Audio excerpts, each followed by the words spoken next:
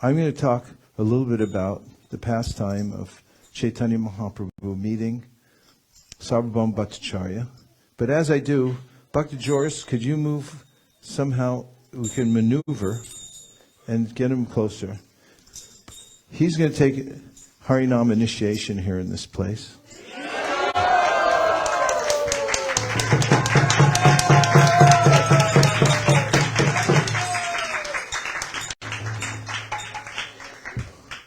We decided this would be a good place because this is where Sarvabhauma Bhattacharya essentially had his revelation that Sri Chaitanya Mahaprabhu was the Supreme Personality of Godhead.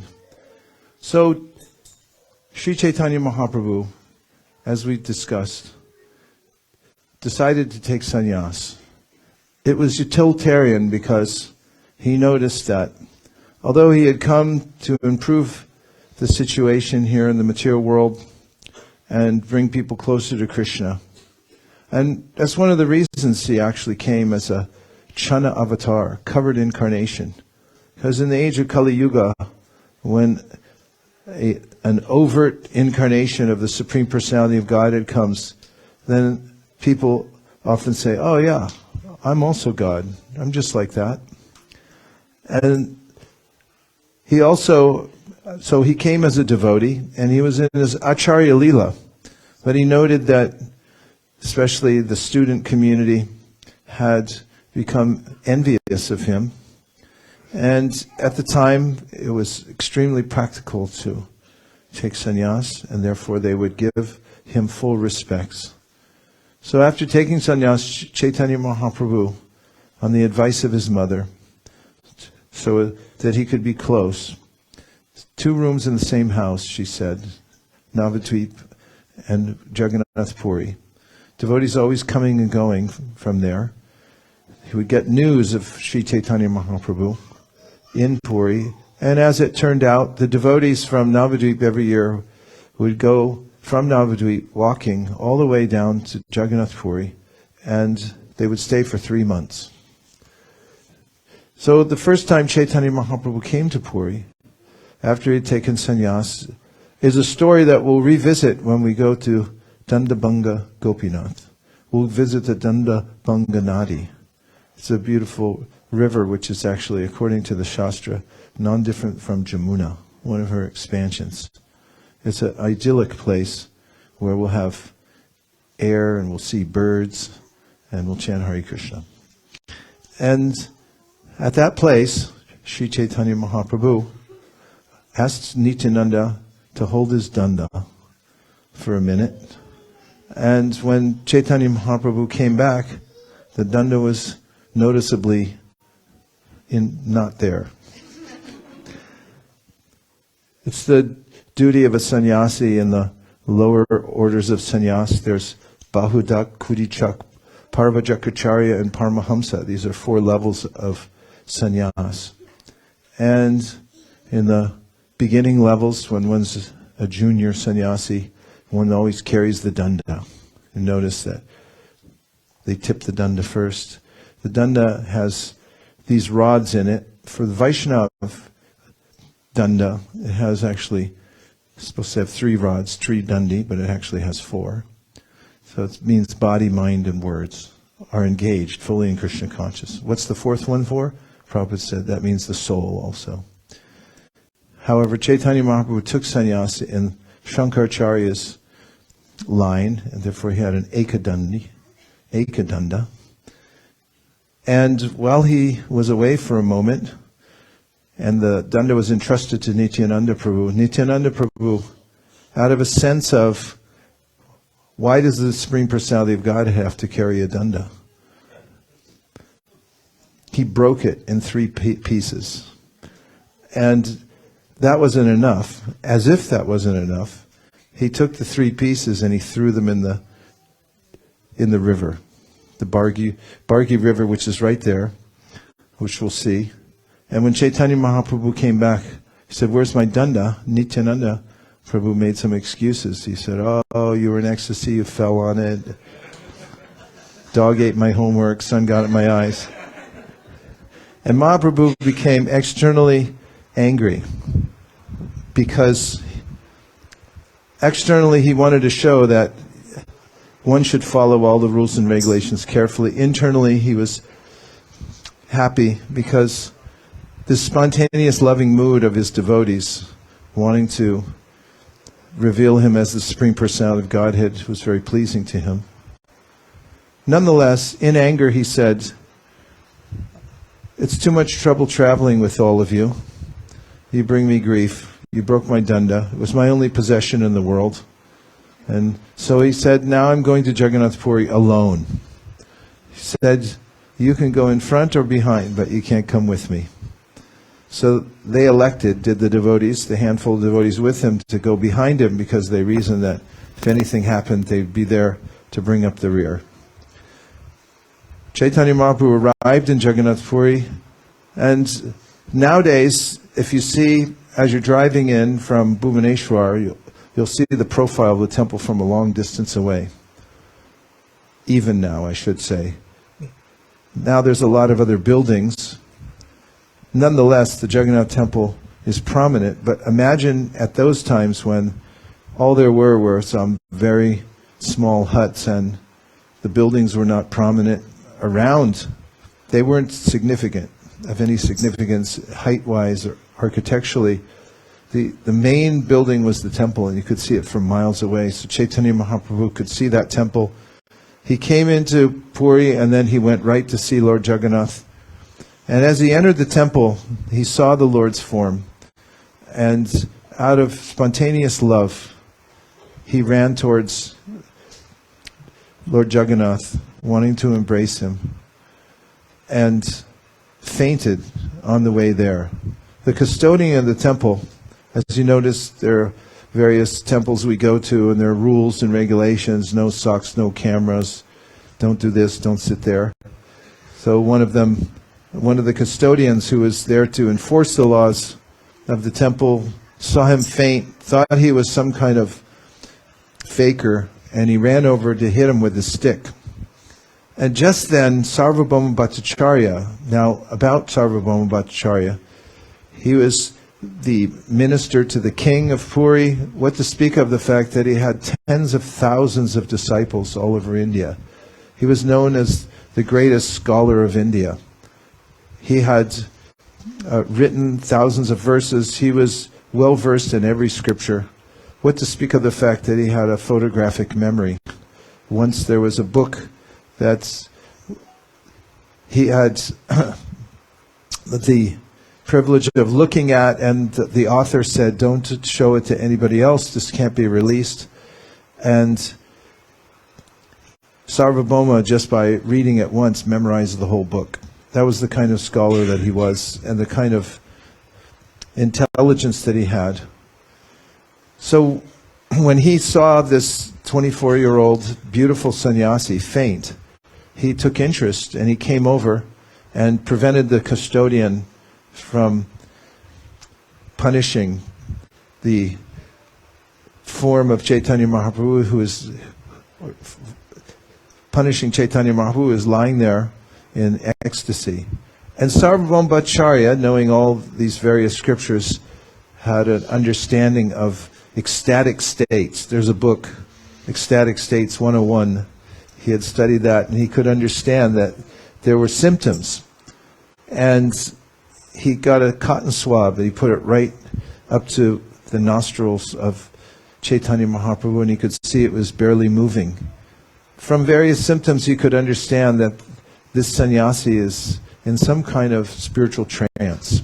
So he then decided to bring him to his house. Here's where we are. We're in the place. And so how did he get here? Descriptions in some of the Shastra, like Chaitanya Bhagavat and Chaitanya Charitamrita, they give various accounts. One of them describes how he lined up his disciples, and like a trail of ants, sometimes you see them working together to carry something back. They would pass the golden form of Chaitanya Mahaprabhu one to one all the way till they were able to bring him here to this house.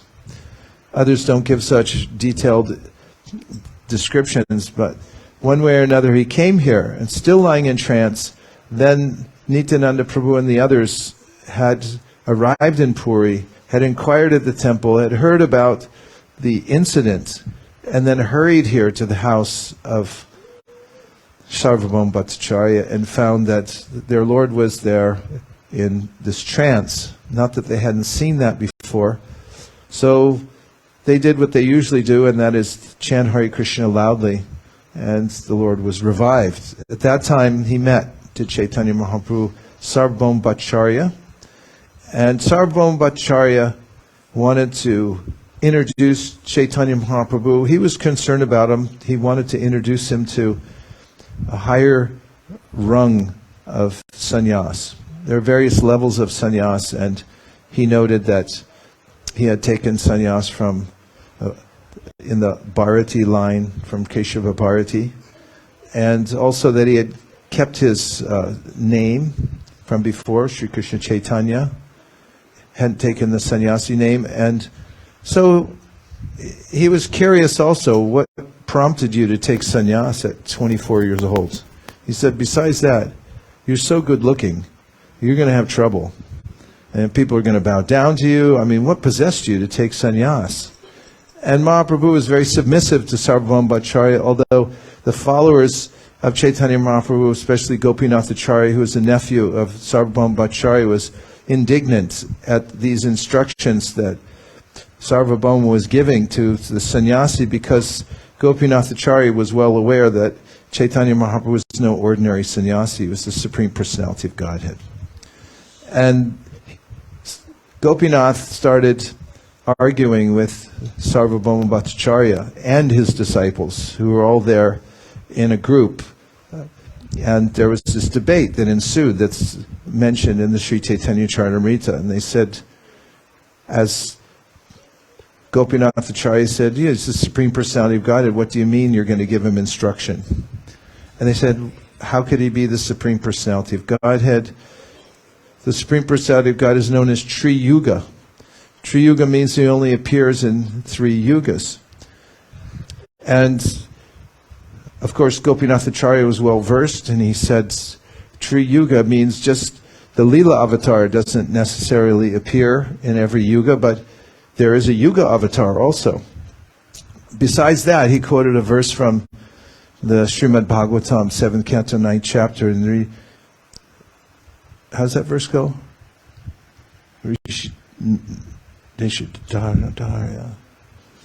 What? Just find the verse. He says that you appear in the form of Nrideha, as a human being, as Tiryak, as animals, as a fish, and so many different incarnations we know from singing the Dashapatar Stotram. And in the end of the verse, Prahlad Maharaj said he's Chana avatar. Aha, itam nritira garishi deva dasavatar.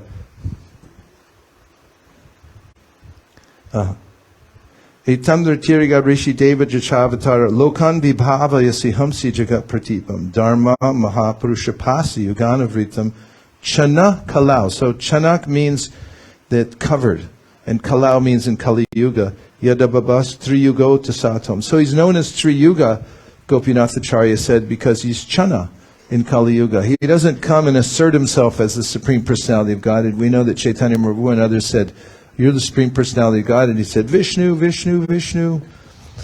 And the argument went back and forth. And at a conclusive point, the followers of Sarvabhauma said, well, how do you know he's the Supreme Personality of God? He said, I know because I've received his mercy. And you'll also know when you receive his mercy. Otherwise, how can you know anything? And so Sarvabhauma Bhattacharya wasn't convinced. And he still had this fatherly feeling towards this young man who had taken sannyas. And he said, here's what I'm going to do for you. You meet me here at my house, and I'm going to give you a little education, and we'll see about plumping up your sannyas status a little bit too. We're bringing it to a higher level, and I'll educate you.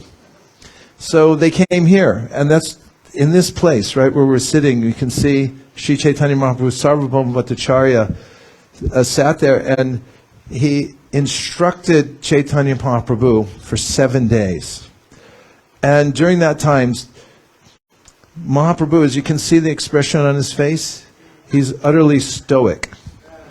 He didn't ask any questions, and he didn't say anything. And Sarvabhauma Bhattacharya, after 7 days, you might imagine, a teacher, it's like, hello? Do you have any questions? Like, no. Do you understand the sutras? He was explaining the Vedanta Sutra. And he said, yeah, I understand the sutras perfectly. So it's just that your explanations are covering their meaning. And Sarvabhauma thought, what? What are you saying?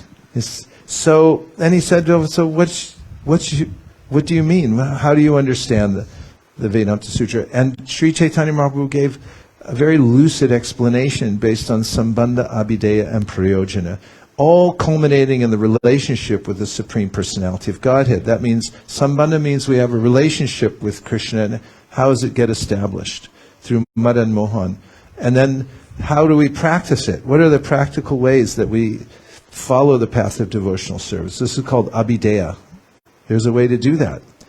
And this is the Govindadev deity that one approaches in that mood. And then finally there's the Prayojan, which is the ultimate goal of the practice. And this is prema, or practicing devotional service, more devotional service, but in the mood of love of God.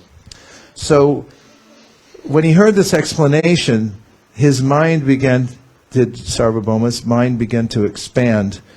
And then Chaitanya Mahaprabhu asked him, why don't you explain something to me from the Srimad Bhagavatam?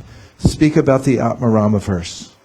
The Atmarama verse is pivotal in the Srimad Bhagavatam because it explains that it's not an ordinary book. Tadvagvisargo Janataga Viplava. It comes from a different creation altogether. It's not from the material world. It's understood in a scholarly way. It's actually Krishna himself.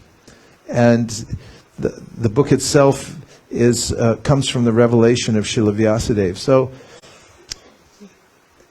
even those who are liberated from the material world are attracted to Srimad Bhagavatam. That's the point of the verse. So Sarvabhauma Bhattacharya explained the Atmarama verse in 9 different ways. For those who have read the Atmarama verse chapter in the Sri Chaitanya Charitamrita, you'll see how many ways that Sanatana Goswami was able to pull out different meanings from the Sanskrit and so forth. So there was 9 from Sarvabhauma Bhattacharya. Then Sarvabhauma said, why don't you say a few things about it, the Atmarama verse? And Chaitanya Mahaprabhu, without touching on any of the meanings that Sarvabhauma had just given, he gave 18 various interpretations of the verse.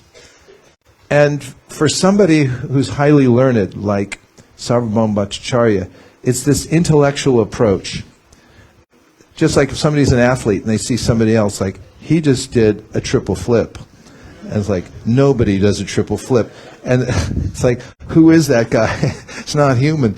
So with this intellectual feat, Chaitanya Mahaprabhu knew what he was doing, and he's so much impressed, Sarvabhauma Bhattacharya, that Sarvabhauma, all his guards let down, and suddenly it came into his mind, my nephew is right. This is the Supreme Personality of Godhead. And at that moment, Chaitanya Mahaprabhu revealed his form here. And he showed him his form as Narayan, four-handed form. And Chaitanya Bhagavat has it, when he did, he said, do you still think I'm not qualified for sannyas? And he also showed him his form as Krishna. And then there's Sadbhuj, which is this form over on the right, which you won't get to see because it's freezing cold winter time right now. And they have him all covered up. And we asked last time to see him, and they pulled over a couple inches and like, thank you. So the Sadbhuj is the six-armed form of the Lord.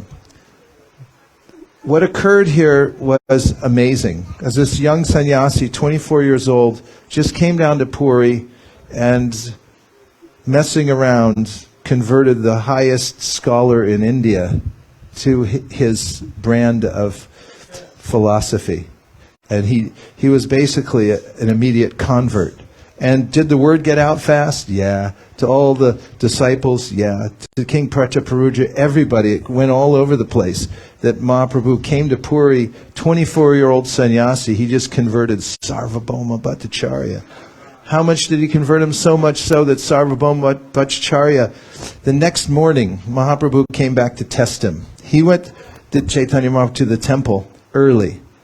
And he came back here with some Mahaprasadam from Jagannath. And as he was approaching, Sarvabhauma noticed that Chaitanya Mahaprabhu was coming to his house. So he got out of bed, offered his obeisances, and then walked outside to greet him, paid his obeisances to Chaitanya Mahaprabhu. And Mahaprabhu immediately handed him some Mahaprasadam. Now there's many instructions about Mahaprasadam in the Shastra. It said, Desha niyamastata, nakala niyamastatra, praptamanam drutam shashter, bhoktaram hari abravit. This is quoted in this section of the Chaitanya Charitamrita, that if you receive prasadam, Mahaprasadam from the Lord, it comes from a distant place. If it's dried up, stale, or you're not sure about it, you take it immediately.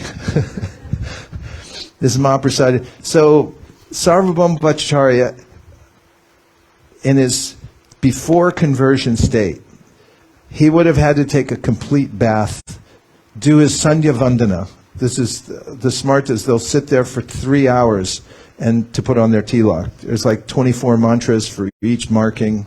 You have to do everything just right, otherwise you start over.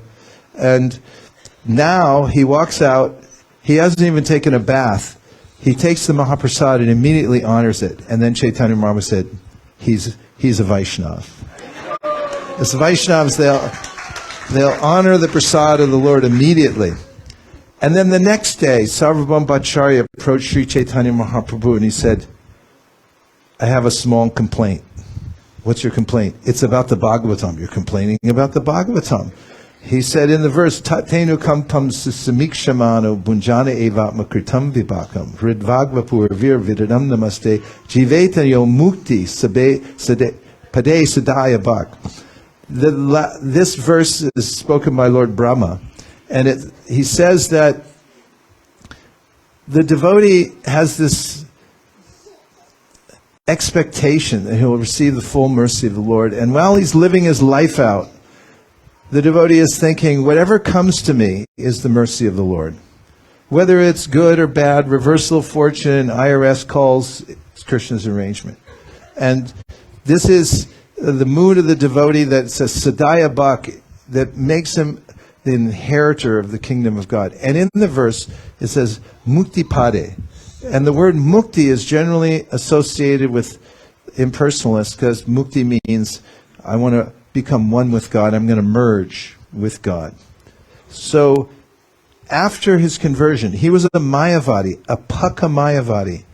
And then after meeting Sri Chaitanya Mahaprabhu, this word from the Bhagavatam hit his ear in the wrong way. Mukti? I don't like the word Mukti in the Bhagavatam. Let's change it.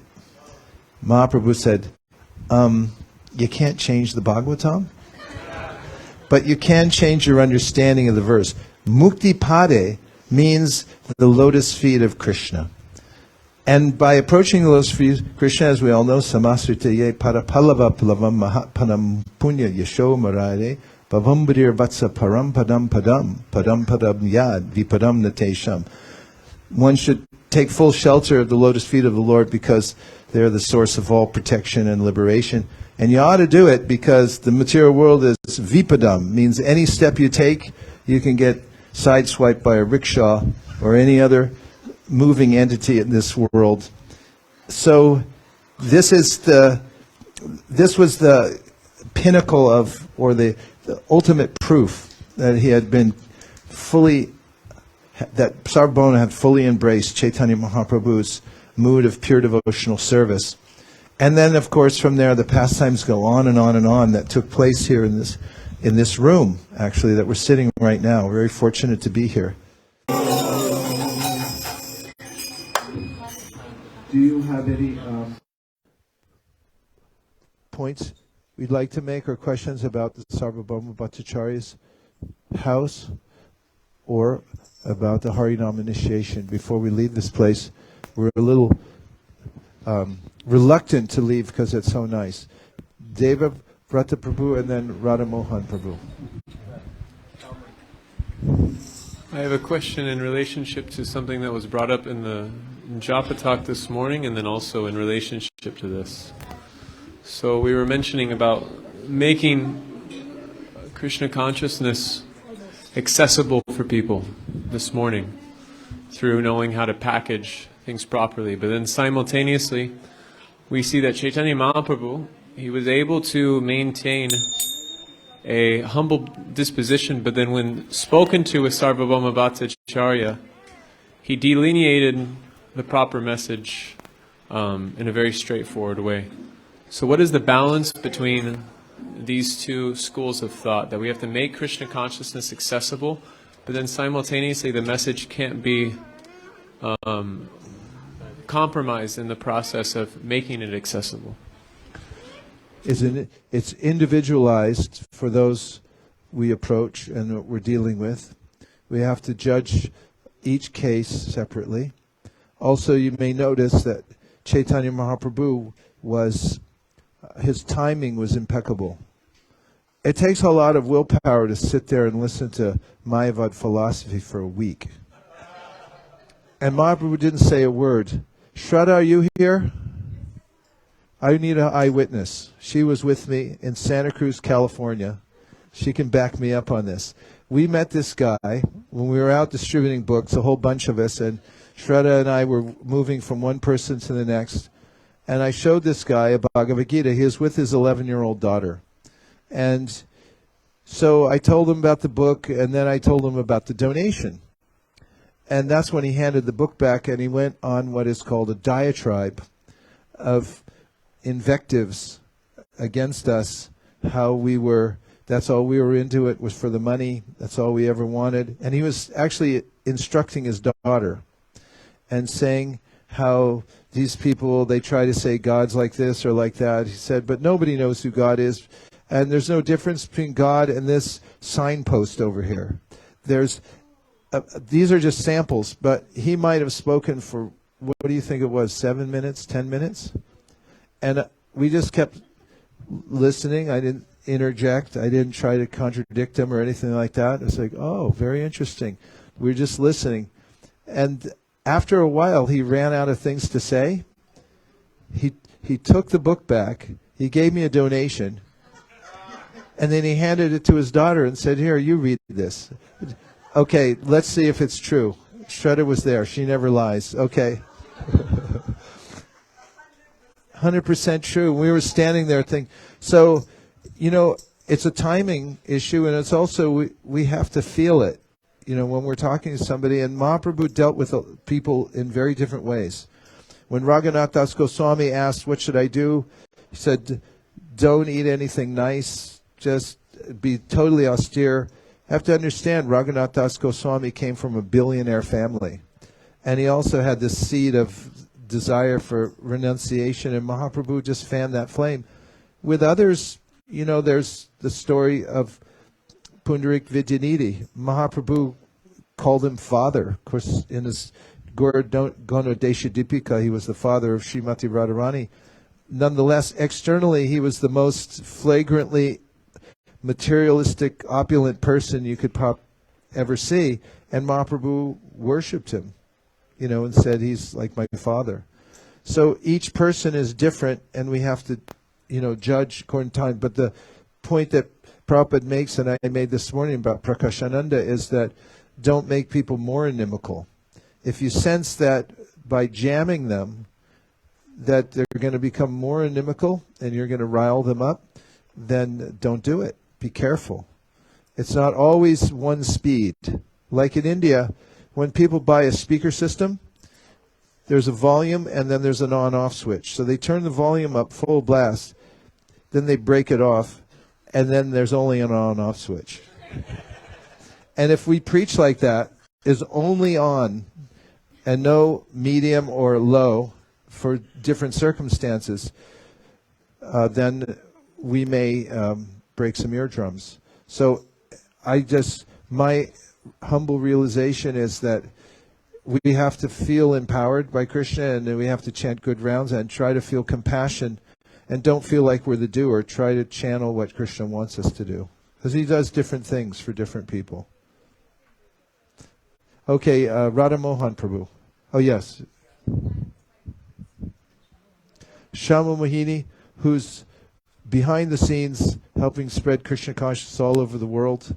She runs the marketing department, marketing communications and innovations for the BBT.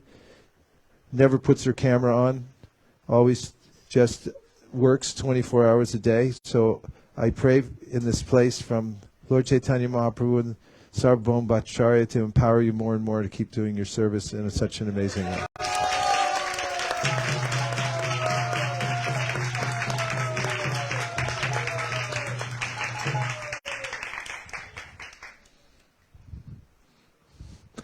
I hope I didn't derail your thought.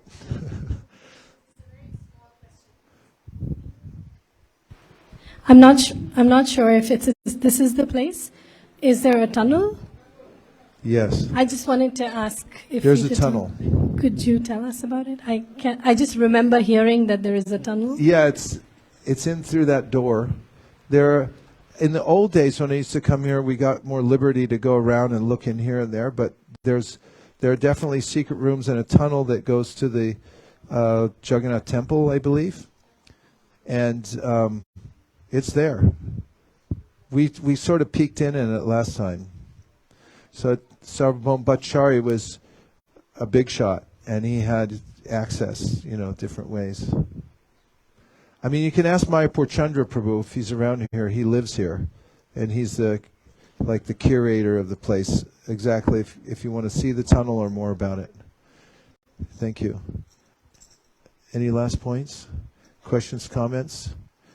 Dear Srila Prabhupada, dear Sri Chaitanya Mahaprabhu, Sri Sadbhuj, Sarvabhauma Bhattacharya, we've come here to your house begging for your mercy. May you also enter our hearts and minds and put us on the path of pure devotional service. Please allow us to overcome all obstacles and to follow in the footsteps of the great Acharyas. Thank you for considering our request. Om Tat Sat. Everyone who resonates with this prayer, please say Nitai Gauranga.